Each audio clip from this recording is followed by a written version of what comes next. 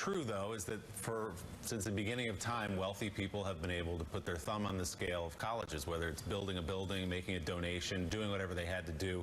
I've been reading what the standard is these days. Maybe it's $10 million to the school. We'll put your name on a building and your kid gets in with a wink and a nod.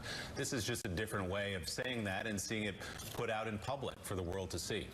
I think that's exactly right. I mean, Anand said it perfectly. This was on a different level. What the scam that we have been reading about and listening to these last couple of days, which is cruelly insane and infuriating.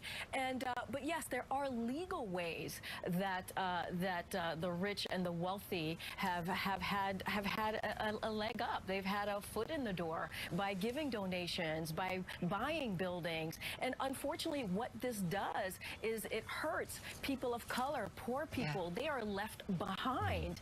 And yeah, the system is broken. The college process is broken. And we need to start focusing on the legal ways of how this is happening. Look, you know, when this story broke 2 days ago, I heard from so many of my friends who are people of color who said, you know what, this gives me some sort of vindication, because so many times we're in class, whether it's an Ivy League school or, you know, what have you, some sort of private institution, and we're asked, well, how did you get here? You know, how is it that you made it into this school? And so when you hear these stories, it's really frustrating and infuriating. And I think we need to focus more on how the system is rigged, how the system is broken, but on the legal side of things as well. And think about a cultural incentive structure that would have you pay $500,000, take a picture of your daughter on a rowing machine to convince the school that she could row crew. Willie, if I could add one thing about the testing culture, right?